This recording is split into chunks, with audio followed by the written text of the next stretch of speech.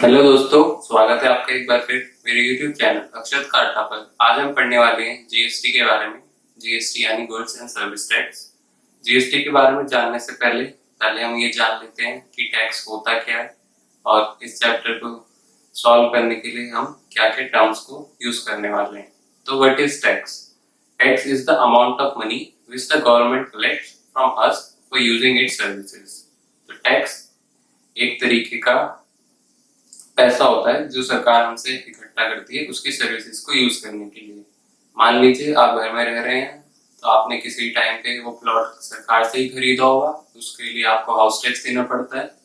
आपके घरों में जो पानी आ रहा होता है उसके लिए आपको वाटर टैक्स देना पड़ता है। और इसी तरीके के आप कोई भी सामान खरीदते हैं उस पर आपको टैक्स देना पड़ता है। और अन्य तरीके के बहुत सारे टैक्स होते हैं।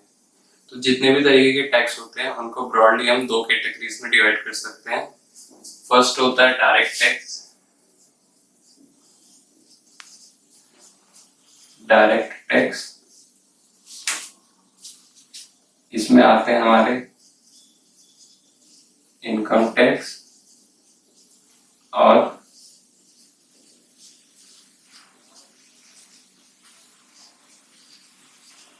Corporate tax.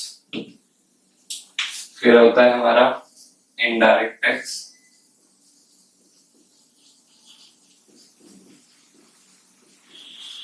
इसमें आता है हमारा जो टैक्स सर्विसेज को यूज करने पे लगता है, प्लस जो भी हम सामान खरीदते हैं या बेचते हैं, buying and selling of goods.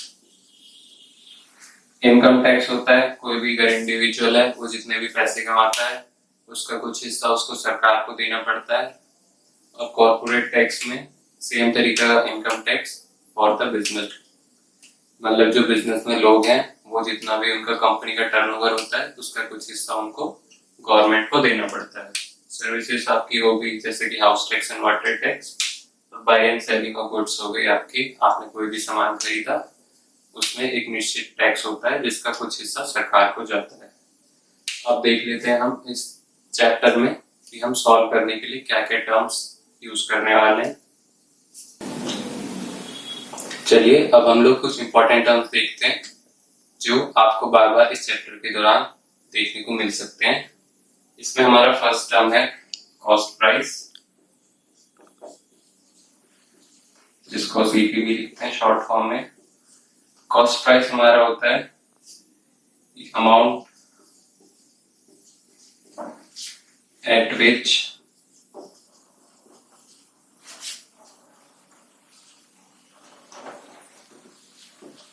we buy the goods। Cost price हमारा होता है वो रेट जिस रेट में हमने कोई भी सामान खरीदा। फिर इससे रिलेटेड होता है selling price.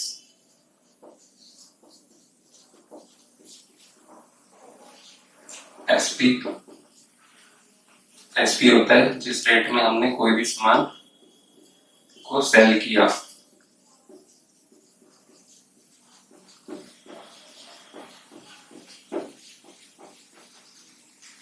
Then there is market price,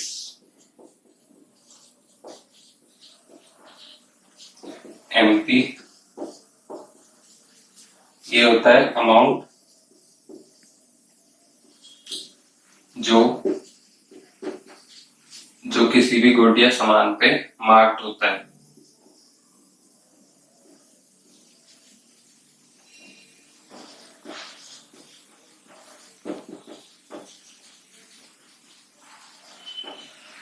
mark price को हम लिस्ट प्राइस,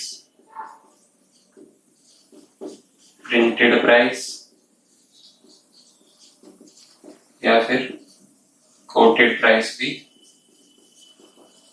बोल सकते हैं। फिर होता है प्रॉफिट, पी। किसी भी सामान को बेचने पे कितना फायदा होता है उसको प्रॉफिट कहते हैं। प्रॉफिट होता है selling price minus cost price। Then there is loss, किसी भी सामान को बेचने पे कितना लॉस होता है उसको हम बोलते हैं लॉस। ये होता है हमारा CP minus SP. Then there is discount, small D. Discount होता है कि किसी भी सामान को बेचने में क्या छूट दी जा रही है, उसको डिस्काउंट बोलते हैं। डिस्काउंट को हमेशा हम मार्केट प्राइस पे कैलकुलेट करते हैं। डिस्काउंट होता है market price into discount percent upon 100। आपको डिस्काउंट परसेंट दी जाएगी सवाल में, उसको आप एनपी से मल्टीप्लाई करके इस फॉर्मूले के थ्रू डिस्काउंट निकाल सकते हैं। ये ध्यान रखिएगा कि डिस्काउंट हमेशा मार्केट प्राइस पे कैलकुलेट होता है। Then there is profit percent and loss percent. ये दोनों चीजें हमेशा कॉस्ट प्राइस पे कैलकुलेट की जाती हैं। प्रॉफिट परसेंट होती है हमारी प्रॉफिट अपॉन सीपी इंटू 100 और लॉस परसेंट होती है loss upon CP into 100। Profit आपका हो गया ये एसपी माइनस सीपी, लॉस भी लॉस हो गया सीपी माइनस एसपी। चलिए अब बात करते हैं जीएसटी की। जीएसटी के आने से पहले भी हम लोग टैक्स देते थे, पर पहले बहुत तरीके के टैक्स होते थे, जैसे कि वैट है, सेल्स टैक्स है, एक्साइज ड्यूटी और भी बहुत तरीके के। पर फिर सरकार ने जीएसटी को इम्प्लीमेंट किया। उसके आने से ये हुआ कि जितने भी पुराने तरीके के टैक्स थे उन सबको एक ही जगह पे मर्ज कर दिया गया। पहले हम अलग अलग स्टेज पे अलग अलग तरीके से टैक्स देते थे। मान लीजिए वैट जो था वो 8% था और एक्साइज ड्यूटी 10%, या किसी भी सामान पे अलग अलग एक्साइज ड्यूटी लगती थी। तो मान जैसे कि वैट हमारा 8% था, 10% की हम एक्साइज ड्यूटी दे रहे हैं, फिर उसके ऊपर सेल्स टैक्स लग रहा है 5 या 10% का, तो हमको बार बार टैक्स देना पड़ रहा था अलग अलग जगह पे। तो फिर सरकार ने क्या किया कि सारे टैक्स को मर्ज करके एक नया टैक्स बनाया, जिसको उसने डिक्लेयर किया GST, goods and service tax. आप कुछ भी सामान खरीदेंगे पूरे इंडिया में कहीं पर भी, तो आपको सिर्फ जीएसटी देना है और आपको बाकी कोई भी टैक्स नहीं देना है, क्योंकि सबको मर्ज करके जीएसटी के अंदर अब ला दिया गया है।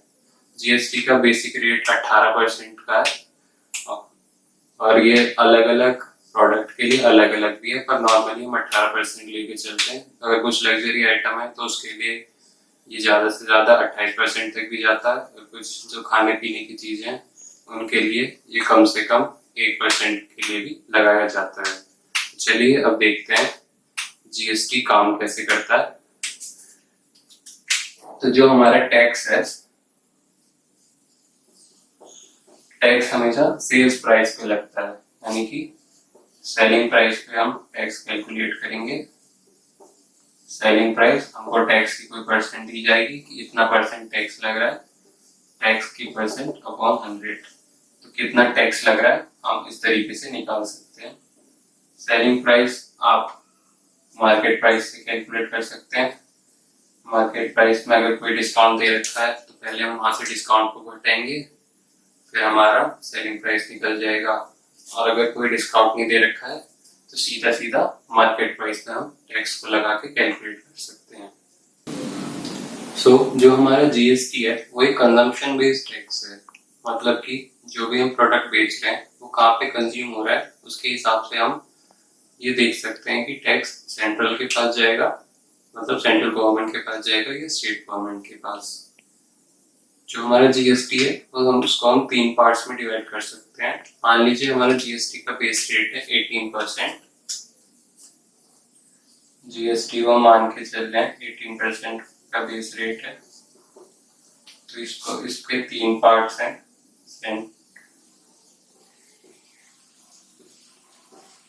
Central GST,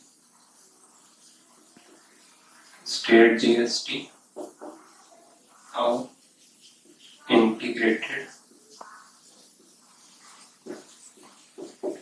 GST. ये वाला अमाउंट सेंट्रल गवर्नमेंट के पास जाता है, ये वाला अमाउंट स्टेट गवर्नमेंट के पास, और ये वाला अमाउंट भी सेंट्रल गवर्नमेंट के पास जाता है। इन 3 टर्म्स को जानने से पहले हम 2 टर्म्स और देख लेते हैं। पहला है इंटर स्टेट और दूसरा होता है इंट्रा स्टेट। अगर किसी भी गुड्स की मूवमेंट इंट्रा स्टेट है, इंट्रा स्टेट मतलब एक ही स्टेट के अंदर, और इंटर स्टेट मतलब एक से दूसरे स्टेट में। अगर हमारा कोई भी गुड एक ही स्टेट में मूव कर रहा है, यानी कि यूपी में, मान ली यूपी का एग्जांपल लेते हैं, हमने उसको यूपी में बनाया और यूपी में ही बेच रहे हैं, तो जो हमारा जीएसटी लगेगा वो हाफ हाफ में डिवाइड हो जाएगा। मतलब ये 18% है, तो 9% जीएसटी का 9% हिस्सा सेंट्रल गवर्नमेंट के पास जाएगा और जीएसटी का 9% हिस्सा स्टेट गवर्नमेंट के पास जाएगा। अगर हमारा गुड्स का मूवमेंट इंटर स्टेट है, मतलब हम एक स्टेट से दूसरे स्टेट में बेचने जा रहे हैं, तो जो सारा जीएसटी है 18 का 18% वो इंटीग्रेटेड जीएसटी की फॉर्म में 18 का 18% सेंट्रल गवर्नमेंट के पास जाता है। चलिए अब हम लोग ये एग्जांपल देखते हैं इंटर स्टेट और इंट्रा स्टेट मूवमेंट से रिलेटेड। इस क्वेश्चन में हमको दिया गया है if a trader X in Bhopal supplies goods worth 8,000 rupees to a trader Y in Indore, if GST rate is 28%, find CGST, SGST and integrated GST। तो हमको एक ट्रेडर X दिया गया है जो कि भोपाल में है और एक ट्रेडर Y दिया गया है जो कि इंदौर में है। तो आप देख सकते हैं दोनों की दोनों सिटीज मध्य प्रदेश में है, तो जो हमारा मूवमेंट है वो इंट्रा स्टेट है। इंट्रा स्टेट मूवमेंट है तो हमारा इंटीग्रेटेड जीएसटी तो हो जाएगा नील, और जितना हमारा जीएसटी रेट है वो हाफ हाफ बढ़ जाएगा सेंट्रल जीएसटी में और स्टेट जीएसटी में। ठीक है, तो सेंट्रल जीएसटी निकाल लेते हैं। सेंट्रल जीएसटी का रेट हो जाएगा 14% और इसी तरह एसजीएसटी का भी हो जाएगा 14% शेयर।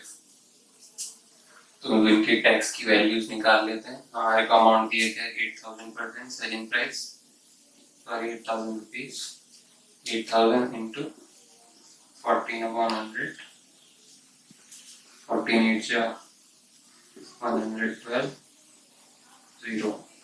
इतना आ गया हमारा सेंट्रल जीएसटी। स्टेट जीएसटी का भी सेम ही रेट है, ये भी आ जाएगा 1,120। इंटीग्रेटेड जीएसटी मेल हो जाएगा क्योंकि हमारा मूवमेंट इंट्रा स्टेट था। अब देखिए अगर इस क्वेश्चन में हम ट्रेडर वाई को इंदौर की जगह अगर आगरा में दे लेते हैं तो हमारा मूवमेंट हो जाएगा इंटर स्टेट। भोपाल हमारा एमपी में और आगरा यूपी में, तो हमारा मूवमेंट इंटर स्टेट हो गया। इंटर स्टेट मूवमेंट हो गया तो सारा का सारा जो जीएसटी है वो सेंट्रल के पास जाएगा in the form of integrated GST. तो सेंट्रल जीएसटी हो गया हमारा यहाँ पे नील, स्टेट जीएसटी भी नील हो गया, सिर्फ इंटीग्रेटेड जीएसटी लगेगा जो भी सेंट्रल गवर्नमेंट के पास जाएगा। इसकी वैल्यू हम निकाल लेते हैं, selling price into tax percent upon 100, ये आ जाएगा 0। 8 जा 64 का 4 कैलकुलेटर 6, 8 2 जा 16 और 2 22। तो इतना इंटर हमारा एमपी से यूपी जाने में इतना टैक्स लगा। और आपने पिछले एग्जांपल में देखा था कि सेंट्रल जीएसटी आ रहा था हमारा 1120, स्टेट जीएसटी आ रहा था 1120। आप इन दोनों को ऐड करेंगे तो आप देख सकते हैं टैक्स आ रहा है इक्वल टू ये 2240।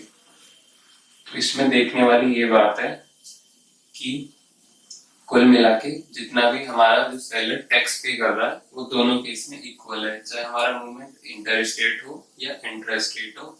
बस डिफरेंस इतना है कि फर्स्ट केस में सेंट्रल के पास इतना पैसा जा रहा था, स्टेट के पास इतना, और दूसरे केस में सारा का सारा पैसा सेंट्रल गवर्नमेंट के पास जा रहा है, लेकिन जो सेलर है वो हमारा टैक्स बराबर पे कर रहा है। देख सकते हैं इंटर स्टेट मूवमेंट में इतना आ रहा है और इंट्रा में इतना, जो कि बराबर है।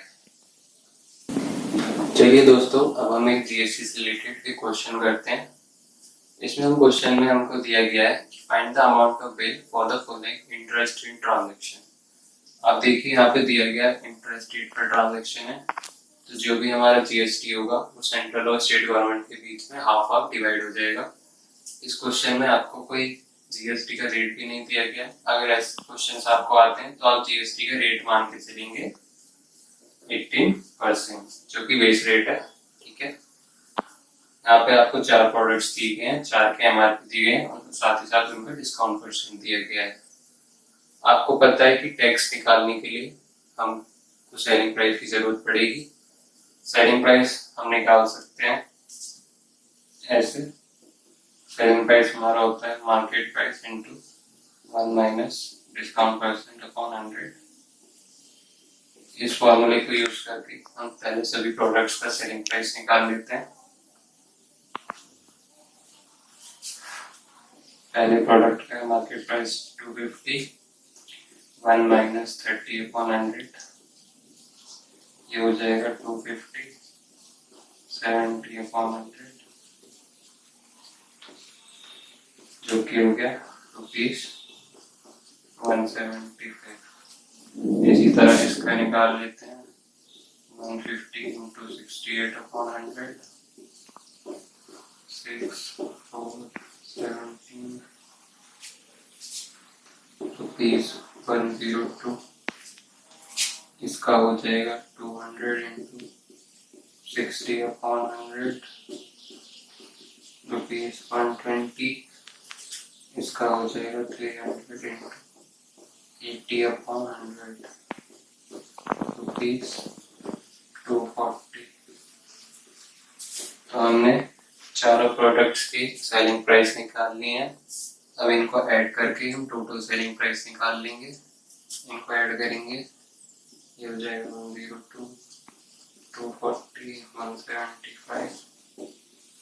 सबको ऐड कर देंगे 746। तो हमारा सेलिंग प्राइस आ गया ₹637। अब हमको 637 पे जीएसटी कैलकुलेट करना है। तो अब हम सेलिंग प्राइस पे सेंट्रल जीएसटी निकाल लेते हैं। ये हो जाएगा 637 इंटू 18 अपॉन 100, और स्टेट जीएसटी ये भी हो जाएगा 637 इंटू 18 अपॉन 100।